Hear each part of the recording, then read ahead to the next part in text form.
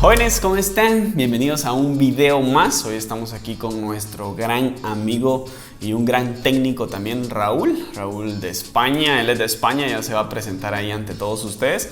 La verdad, con Raúl hemos compartido tanto en persona y últimamente hemos estado hablando mucho por WhatsApp por el tema del Face ID. Él ha estado sacando muchas fallas de lo que es el Face ID.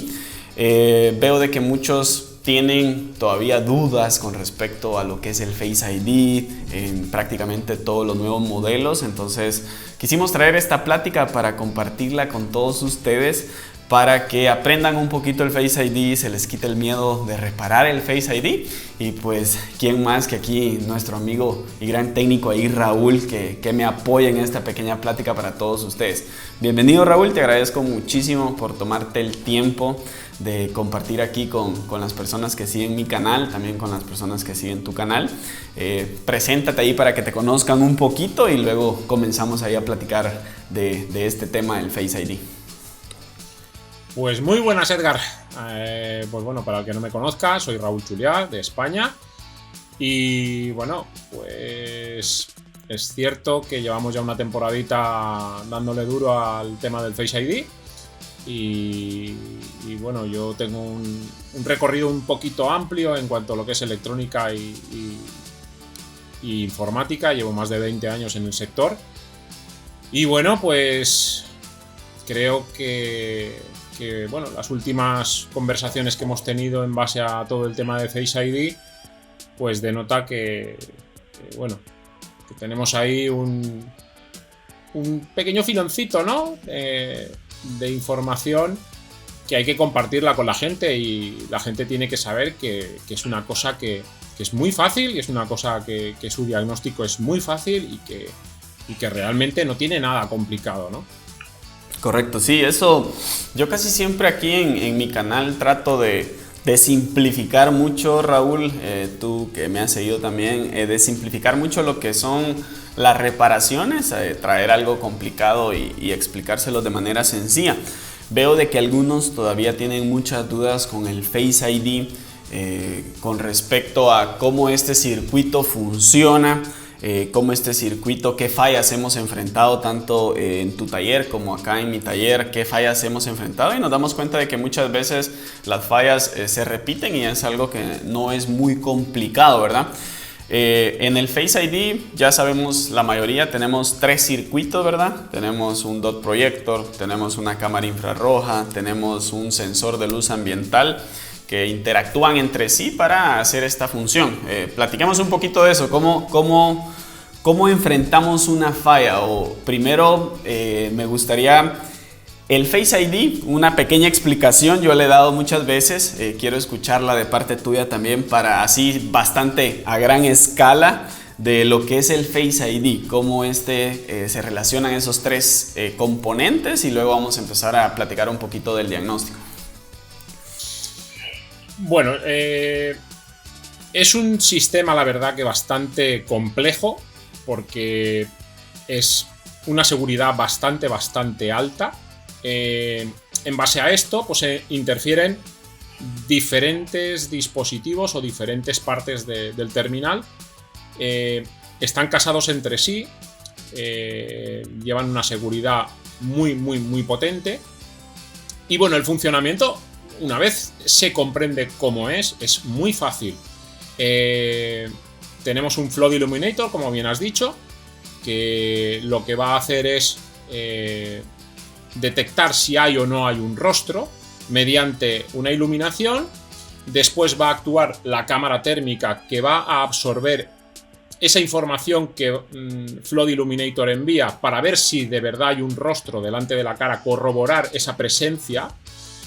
Después de la cámara infrarroja actúa Dot Projector, que lo que hace es rellenar todo lo que es el rostro de puntos para mapear nuestra cara, para crear un rostro en 3 dimensiones, que después nuevamente nuestra cámara infrarroja va a absorber para guardar toda esa información.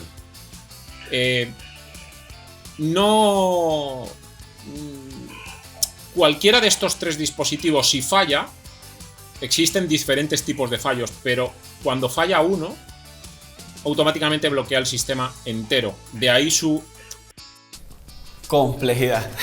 Sí, eso lo digo con comillas porque como digamos que bloquea todo el sistema entero, es lo que la gente le tiene miedo, porque piensa... ¿Dónde está el problema, verdad? ¿Quién fue el que bloqueó a quién y cómo lo hacemos para enfrentar? Sí, yo tuve la oportunidad hace ya más de un año de estudiar mucho el Face ID cuando era bastante nuevo. Yo llegué mucho a la conclusión en ese tiempo, te estoy hablando de hace un año y medio más o menos, llegué mucho a la conclusión de que yo veía eso, yo veía de que cualquiera, en ese momento no podíamos reparar todavía el dot projector, no habían sacado estas personas la solución de lo que hacemos ahora, ¿verdad? Pero yo llegué rápido a una conclusión y yo se la he transmitido a mis alumnos cuando estoy en la clase Face ID, el Face ID yo descanso muy rápido. ¿Por qué? Porque es un sistema, como bien lo decías vos, muy seguro, donde en los primeros, llamémosle 2 segundos de encendido del teléfono, el teléfono ya sabe si el Face ID está funcionando o no, y si uno no funciona, automáticamente apaga todo, ¿verdad? Apaga tensiones, las I2C ya reconocen de que no está conectado a algún IC. Entonces, eso es el tema donde todos pienso que tienen ese tabú. Yo creo que la gente se atasca más. Correcto. En esas mediciones o en saber qué dispositivo es el que está bloqueando al resto. Correcto. Porque es muy sencillo. Sí, ahora nosotros vamos a empezar a hablar de lo que es un diagnóstico. A nosotros nos llega un Face ID. Tú has reparado muchos, aquí yo he reparado también un par, como lo comentábamos. Llega un dispositivo. ¿Cuántas fallas has tenido que te haya tocado de conectar, por ejemplo, un osciloscopio para ver que falla una I2C? O por ejemplo que tienes, no sé, estamos hablando de que si un circuito, uno de los 3 componentes falla, automáticamente hasta se bloquea el PMU que envía esos voltajes y no podemos ni revisar tensión ni hacerlo encender de ninguna manera, ¿verdad? Porque eso es en la verificación inicial, pero empecemos a hablar del diagnóstico. ¿Cómo enfrentamos una falla? Quiero escuchar ahí tu comentario, tu opinión. ¿Qué tan complicado podemos llegar a ponernos? ¿Será que tenemos que ir a medir el I2C, decodificar y ver todo eso? ¿O cómo has visto vos el procedimiento? Que yo sé que has reparado un montón, hasta más que yo. A ver, yo cuando me llega un dispositivo con fallos de Face ID, tengo un protocolo para el diagnóstico del mismo. Primero es determinar si el fallo se genera en el arranque del terminal o si el fallo es posterior al arranque del terminal. Ahora explica más o menos esas dos formas. Yo te entiendo ahí para las personas que están comenzando. ¿Cómo determinas que el fallo es al inicio de la verificación de los componentes? Correcto. Pues vamos a ver, tenemos un teléfono, presentamos un teléfono, arrancamos el teléfono y en el proceso de arranque del teléfono, cuando el teléfono nos muestra la pantalla inicial, automáticamente ya tenemos un mensaje de fallo de Face ID, ¿de acuerdo? Correcto. Esa sería nuestra avería con un fallo ya inerte en el propio teléfono, que quizás sea la que nos puede complicar más la existencia, pero complicárnosla en el aspecto de que vamos a invertir más tiempo en medir y vamos a invertir más tiempo en hacer un diagnóstico para llegar a una solución. Y más rápido descansar también, siento yo, ¿verdad? Correcto, también. Porque cuando ya viene un terminal con un fallo en el arranque, yo lo primero que hago es conecto a TresuTools. Correcto. Para comprobar que realmente no haya sufrido un cambio de cámara, no haya sufrido ningún tipo de cambio de TrueDepth, porque es muy típico, no funciona la cámara, quitan el TrueDepth entero y sustituyen cámara térmica, sustituyen la cámara, sustituyen dot projector y automáticamente han dejado el teléfono inservible para Face ID. Correcto. Y también revisar el flex, ¿verdad? El auricular de la cámara que ese no haya sido reemplazado, porque es el más común, siento yo, que lo reemplazan. Correcto. Correcto. Ese es el segundo paso en este aspecto. El segundo paso, después de 3 utils, automáticamente yo desmonto ese flex para ver si el flex es el suyo o no es el suyo. Y intentaré dejaros un pequeño vídeo de una comprobación que se puede hacer con esta máquina, con la JC, ¿vale? Podemos hacer una pequeña comprobación que nos dice los números de serie de los dispositivos, tanto de cámara térmica como de los sensores, ¿vale? Y disculpa Raúl, quiero hacer un paréntesis ahí. Ya cuando tenemos un error, para todos los que están viendo el video, cuando ya tenemos un error inicial es porque el Face ID está apagado totalmente. O sea, no podemos ir a medir tensiones. Sí podemos medir I2C solo para ver alguna señal sin que represente una gran, les pudiera decir como que, ahí está, ¿verdad? No, simplemente para ver que tengamos datos, clock y todo eso. Pero tensiones no podemos medir. Entonces estamos hablando de los pasos, ¿verdad? Dice Raúl. Bueno, verificamos que en realidad ninguno de los 3 componentes haya sido reemplazado, ¿verdad? Porque si uno de esos no hace match con lo que tiene programado el CPU, simplemente se bloquea todo, ¿verdad? Entonces ahí paró todo y se apagó todo. Entonces comprobamos que no hayan sido reemplazados. Luego, ¿a dónde nos vamos? Una vez ya hemos comprobado que realmente no se ha reemplazado ningún dispositivo, pues entonces ya entramos en lo que son comprobaciones de lo que son impedancias en los conectores.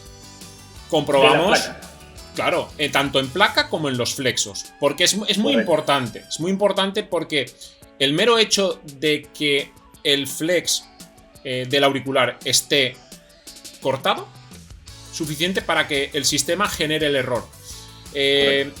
Imagina que hayan cambiado la batería del dispositivo, le hayan cambiado la carcasa, hayan hecho una reparación, lo hayan tocado, haya recibido un impacto fuerte por la parte trasera, puede haber seccionado de una manera mínima, microscópica, cualquiera de los flexos.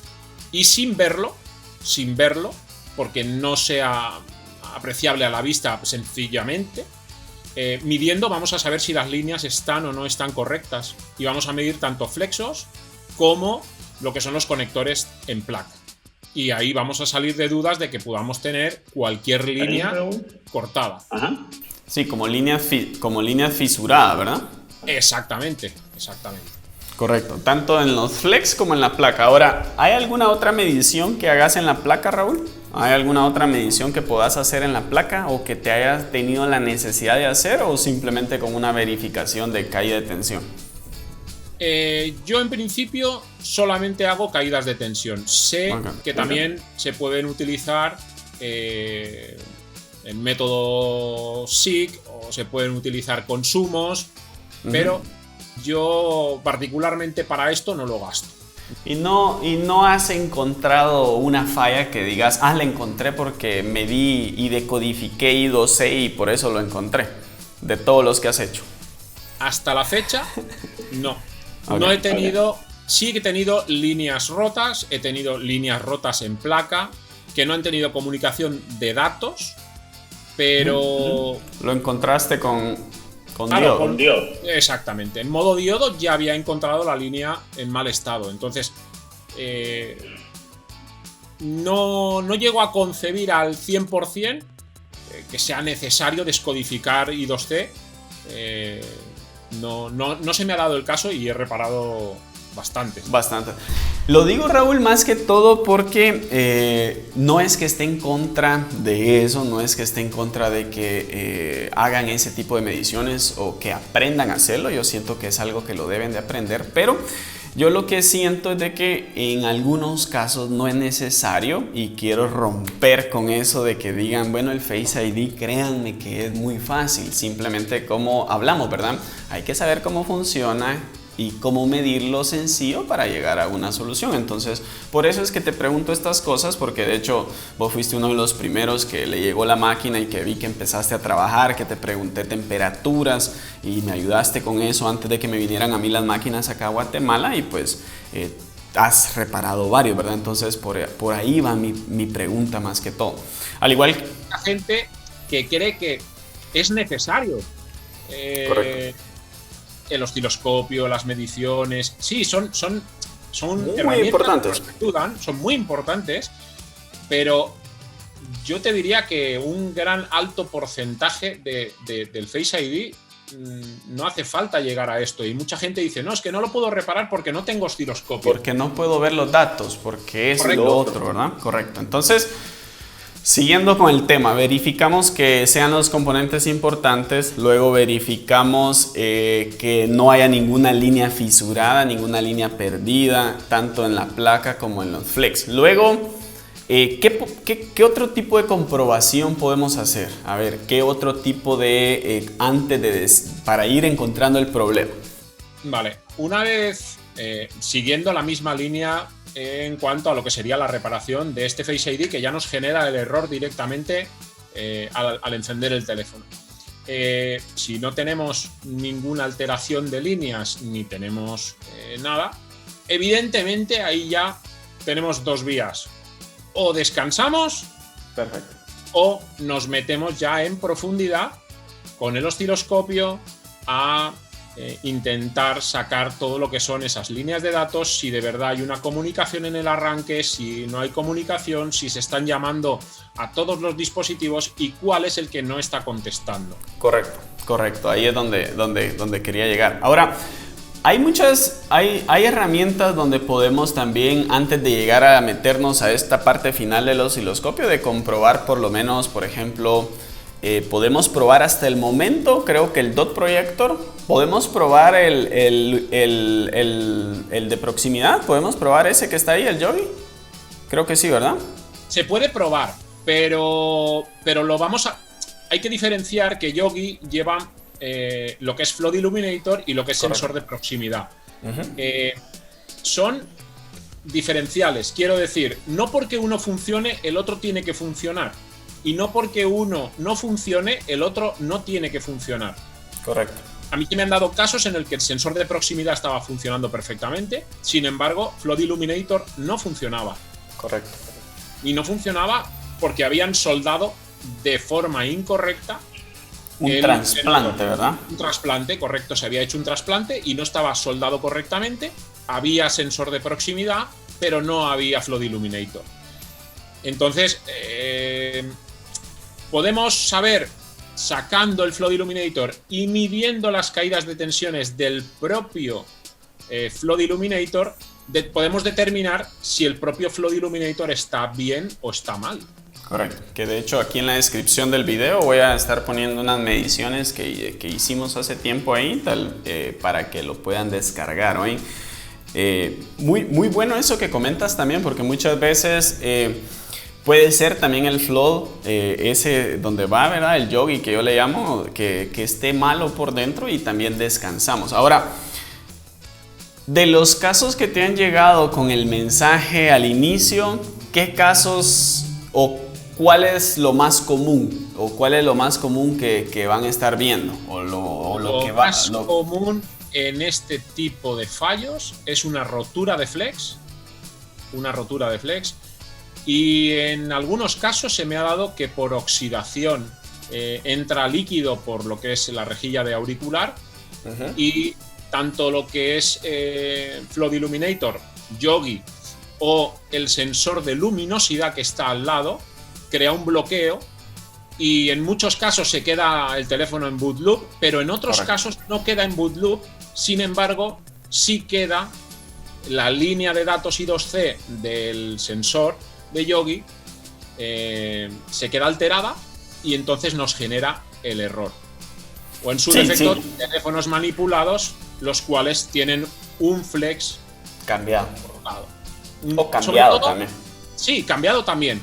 Cambiado se me han dado algunos casos en los que directamente han cambiado el flex sin hacer un trasplante y evidentemente ahí no tenemos solución, ahí no podemos hacer. Sí, yo de hecho en los casos que me han venido así con el mensaje al principio, casi siempre ha sido el yogi, ¿verdad? El yogi mojado, como dices tú, el yogi dejando un teléfono en Apple Logo, o simplemente un teléfono que tal vez lo calentaron por los conectores y una línea que perdió comunicación por la falta de un filtro, una resistencia o lo que sea, ¿verdad? Entonces, temas muy sencillos. Ahora, descansamos muy rápido porque si sabemos de que el Yogi está bien, sabemos que no han cambiado piezas, sabemos de que el teléfono pues se ve en buenas condiciones, pues puede ser por ejemplo una cámara infrarroja mala, donde simplemente ahí pues descansamos, ¿verdad? Entregamos, como decís vos, si tuviéramos un poquito o quisiéramos centrarnos más,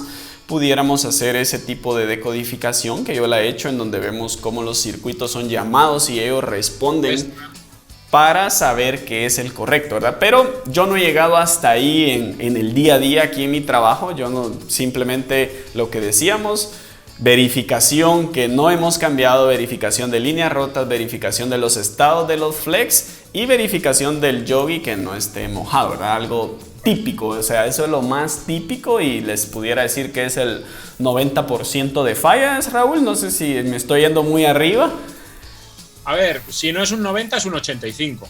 Sí, ¿verdad? Sí, es bastante común, o sea, les estoy diciendo que de 10 celulares, 9 van a tener ese tipo de falla, ¿verdad? Entonces, ahora quisiera hablar un poquito de la falla secundaria. Prendemos el equipo, no nos muestra mensaje, pero cuando vamos a lo que es configurar el Face ID, tenemos algún tipo de error, que ahí siento que nosotros hemos platicado mucho acerca de esto, ¿verdad? Entonces, platiquemos un poquito de esto. Otra cosa para los que están viendo este video, lo que estamos hablando con Raúl o lo que estamos tratando de discutir acá es algo que le sirve desde el 11, desde el X hasta el 12. O sea, es algo de que es así, ¿verdad? Hasta en las iPads va a funcionar, me imagino, de la misma manera y con los mismos pasos, ¿verdad? Vos has arreglado de iPad, ¿verdad, Raúl?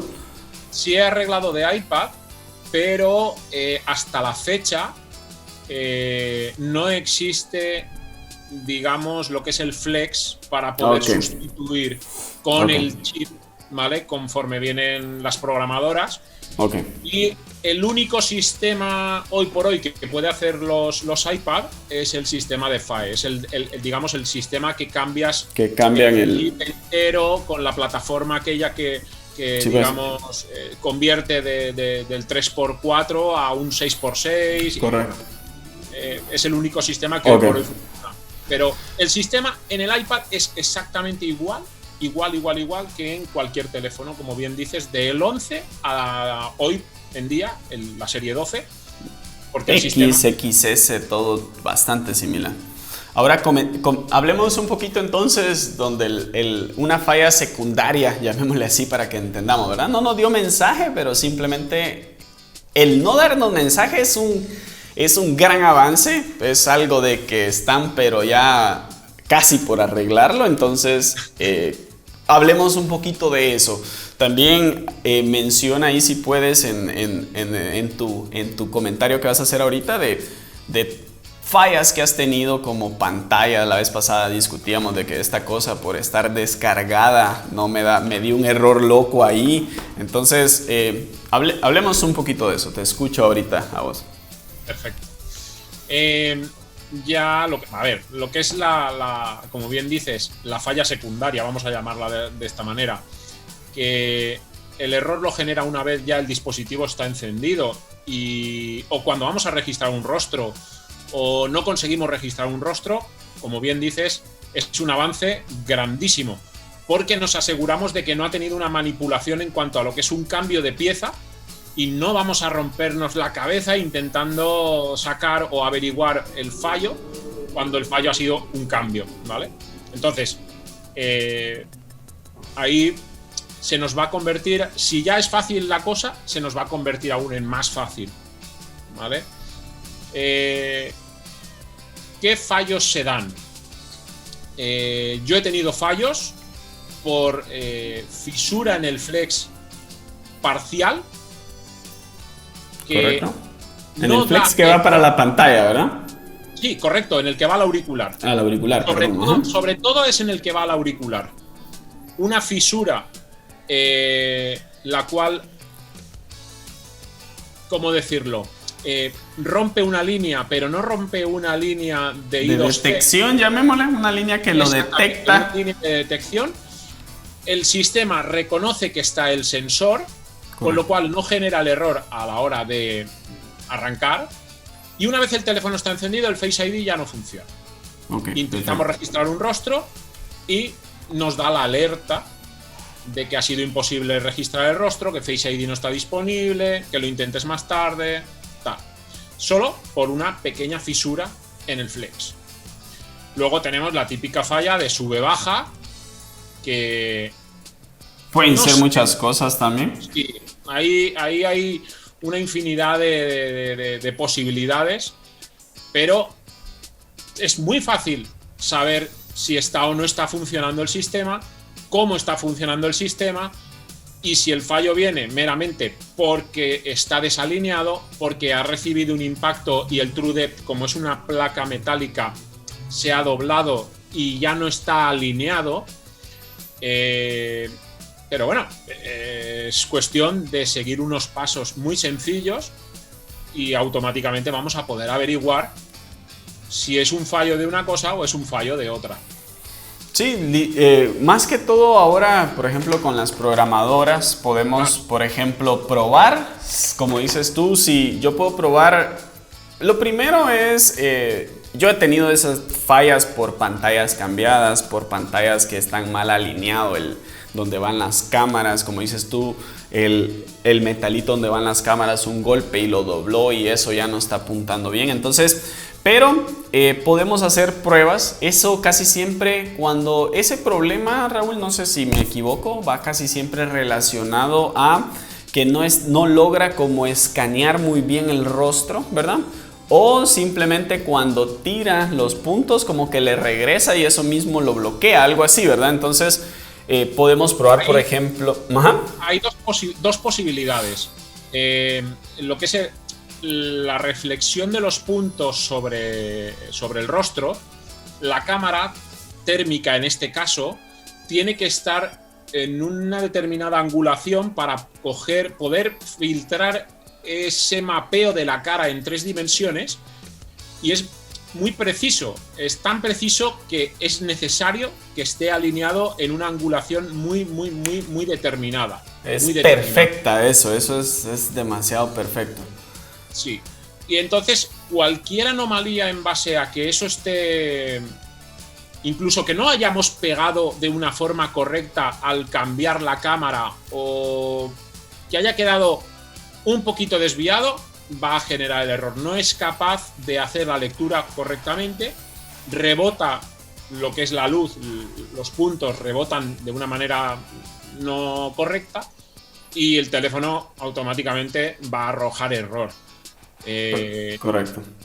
Luego, en lo que son los fallos de cámara térmica, es algo que por ejemplo, se ha dado muchos casos que la gente hace dot projector y después de hacer dot projector aún así sigue sin funcionar y genera el error de sube-baja. Yo he tenido casos en los que solo tocando un poquito la cámara térmica y haciéndole presión, ¿no? Hacia abajo. Exactamente. Haciéndole un poquito de presión, automáticamente vuelve a funcionar todo el sistema. Correcto. Es simplemente un poquito de prueba y acierto, hay que decirlo, porque es muy sensible en cuanto a la angulación. Sí. Y nos ayudan mucho ahora los alineadores de Qianli. Mi herramienta perfecta, mi herramienta favorita hasta el momento. Eso Para todo esto del Face ID nos ha ayudado un montón. Algo que quiero que entendamos es de que cuando tenemos una falla de que no detecte el rostro, puede ser porque el DOT no esté bien alineado, porque el sensor de luz infrarroja que está en el flex del auricular no esté bien alineado, o porque la cámara infrarroja no esté recibiendo esa información. O sea, simplemente entendamos de que es un error de que no está recibiendo bien la información, no está iluminando bien nuestro rostro, ¿verdad? Entonces, yo he tenido fallas de pantallas mal puestas, como lo decía. Hay unas pantallas genéricas que también no logran traspasar, digamos, esa luz también de alguna manera. Llevan una pegatina, en lugar de estar el cristal pintado, llevan una pegatina plástica, y esas pegatinas plásticas interfieren en los haz de luz y Correcto. rebota la luz y vuelve loco el sistema. Correcto. Ahora, un bastante porcentaje es problema del DOT, ¿verdad? Problema del DOT donde lo trasplantamos, ¿verdad? Entonces, una reparación que vos tenés varias en tu canal, yo he hecho varias en mi canal, que ya dije, bueno, ya no voy a hacer ningún Face ID porque todas son bastante similares, ¿verdad, Raúl? Yo siento de que es bastante práctico eso. ¿Pudieras platicar un poquito de eso? Vos de hecho tenés las 3 programadoras, ¿verdad? Yo Sí. tengo solo 2. Tengo la Qianli, tengo la JC, pero no tengo la que tu favorita, la I2C. Entonces, coméntales ahí un poquito de esa reparación de que casi todos, o no puedo decir todos, pero sí un bastante porcentaje se debe a esa reparación del DOT, ¿verdad? Entonces, coméntales Sí. ahí un poquito de tu experiencia con esta reparación. Pues la gran mayoría de fallos, evidentemente, vienen generados por el DOT Projector. El DOT Projector es uno de los sensores que tiene el sistema de Face ID y para mí es el más sensible de todos. Es el más sensible de todos. Es sensible a la electricidad electrostática, es sensible al tacto, es sensible a las motas de polvo. Solo por poner una pantalla y que la pantalla llegue a tocar sobre el cristal del proyector es suficiente para fundir el proyector. Ok. Bueno, más que el proyector, lo que se funde es la parte de potencia de un IC que tiene dentro. Dentro lleva un chip que controla la potencia del sensor y se funde esa parte. ¿Qué es lo que quitamos, verdad? ¿Qué es lo que quitamos en la reparación? Ah, es el otro. Es el otro, es el grande. Ah, el ok. grande es un chip de potencia Ok. junto a una EEPROM. Esa EEPROM que lleva interna es la que leemos y escribimos sobre el flex genérico, bien sea de JC, bien sea de I2C o de Qianli, ¿de acuerdo? Lo que quitamos es un transistor. Un transistor, perdón. Correcto. Ese transistor viene controlado por el IC de Power. ¿Por qué lo quitamos? Lo quitamos precisamente y lo puenteamos porque el IC que tiene que controlar la apertura de ese transistor es el que Ya está no. ya Correcto. no hay nadie que lo pueda hacer. Entonces, Ya no. nadie que lo pueda hacer, Lo tenemos dejamos que directo. crear. Lo dejamos en directa para que trabaje siempre. Ahora Siempre lo que pasamos es la información de ese EEPROM a un flex para que ya lo detecten y lo puedan controlar, ¿verdad? Y el Correcto. transistor ya está directo para que cuando necesite libre. funcionar ya tire, ¿verdad? Entonces, todo abierto. vos hiciste un descubrimiento muy, muy bueno que fue, que ahí tienes un video en tu canal que fue sobre que ese DOT Projector, una vez leído y escrito en un flex genérico, lo podemos cambiar, ¿verdad? Porque como dices tú, lo que se quema es ese IC donde está la EEPROM y ahí estaba lo importante. Ahora lo pasamos a un flex y ya lo tenemos en el chip que trae el flex y ya podemos trasplantar eso. Entonces ese fue un gran aporte tuyo que hiciste ahí. Ahí hay que hacer unos pequeños matices. Uh-huh. No funciona siempre, Ok. ¿vale? Es algo que se ha conseguido hacer, se ha conseguido que funcione, pero no tengo una explicación lógica de por qué hay veces que falla. Ok.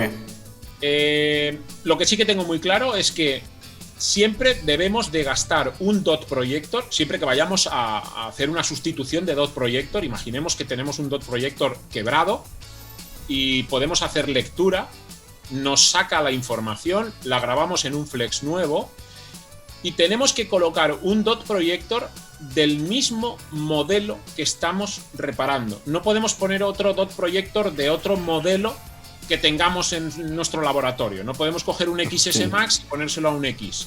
Que de hecho yo hice esa prueba y me tiró error, no me lo detectó por alguna razón y algo más hay ahí, ¿verdad? Algo más ahí.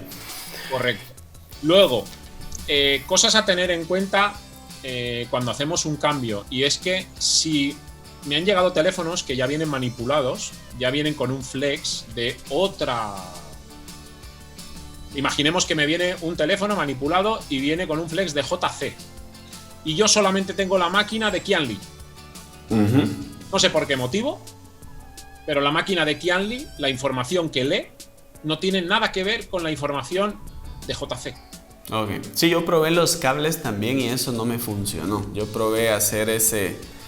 Pero ya no me refiero a hacer un cambio de un flex de una marca al otro. Sí, me refiero la lectura. A la lectura de... Exacto. Si tú ya tienes un teléfono manipulado, por decirlo de alguna manera, o trabajado con un flex de una determinada marca, tienes que volver a hacerlo con la misma marca.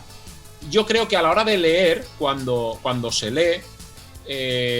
¿Estar encriptado tal vez, Raúl? La información está encriptada.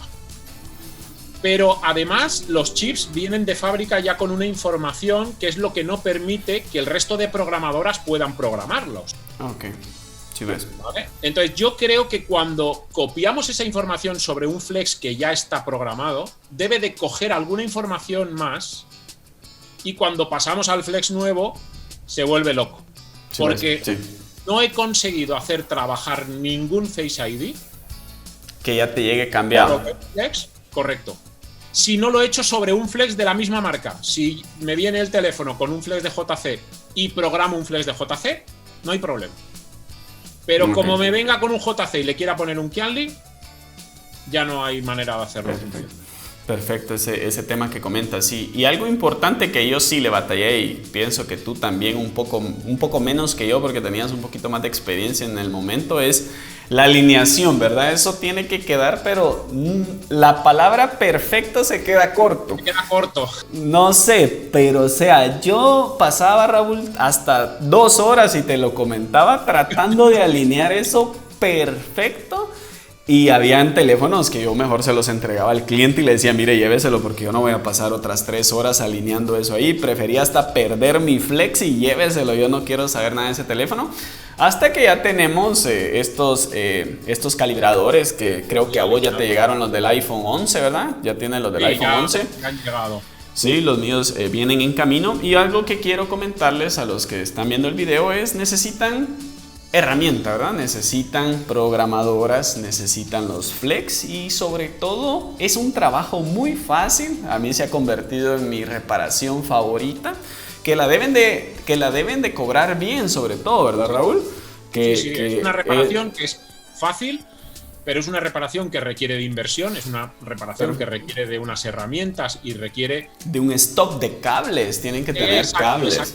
Exactamente. Y evidentemente es una reparación que diferencia de que un terminal sea funcional y esté funcional, por decirlo, es parte del book insignia de Apple. El Face ID es algo que un teléfono sin Face ID pues es como, no sé, ¿no? Sí. Deja un teléfono inservible. Y cobrarlo bien. Sí, es un tema que también quería tocar. Yo siento, Raúl, que más que todo mi intención con este video era platicar con vos, que comentaras tu experiencia y también motivar a todos los que quieren empezar a este tipo de fallas, que no le tengan miedo. Esta para mí ha sido una de las fallas que yo he visto mucho tabú, mucho miedo, mucho... eso de que, que no, porque yo necesito hacer esto, porque si no, no puedo. Yo he reparado varios, vos has reparado un montón. Y es una reparación muy sencilla, tanto de diagnosticar como reparar, ¿verdad? Entonces, y descansar, porque van a haber veces de que simplemente no lo vamos a poder arreglar por más que quieran, ¿verdad? Entonces, yo es algo que también... trato de inculcar hay teléfonos que simplemente tenemos que descansar y decir, mire, aquí está el teléfono y sigamos con otro, ¿verdad? Entonces, eso era más que todo mi plática con vos, Raúl, y la verdad te agradezco ahí que te hayas tomado este tiempo para poder platicar, comentarle a los compañeros y sobre todo motivarlos, que esto no es difícil, que esto es algo fácil, simplemente tienen que tomarse el tiempo para ver cómo algo funciona y que lo van a estar reparando, ¿verdad? Entonces, algo ahí que quisieras decir antes de despedirnos. Pues básicamente lo mismo que has dicho tú, es una reparación que aparentemente es muy compleja, pero solo aparentemente. Una vez nos metemos con ella, ahí están los vídeos, se pueden ver, yo no escondo nunca nada, mis vídeos pueden tener corte porque evidentemente tenemos que editar los vídeos. Sí, no se puede poner 2 horas ahí. Correcto. Y peleando. Pero ahí están los vídeos que se puede ver perfectamente cuál es el método de trabajo, cómo se trabaja. Todos hemos empezado alguna vez. Cuando uno cambia un índice de audio por primera vez, también le parece un mundo. Pero esto es exactamente igual. Es ponerse y es fácil de trabajar. Es fácil de hacerlo y no hay que tenerle miedo. Y el diagnóstico es fácil. Quizás laborioso, pero muy, muy, muy fácil. ¿Vale? Y me gusta mucho la idea, Edgar, que tuviste de que tuviéramos esta conversación y de poder aportar a los compañeros para que vean que es una cosa que es sencillo, que no tiene grandes problemas ni solo toca invertir un poco. Es lo único que yo veo. Sí, es lo único, porque que ya haremos otro videíto si quieres. Hablando de las máquinas, ¿por qué dices que mi preferida es la i2C? Aquí la tengo yo, mi gran i2C.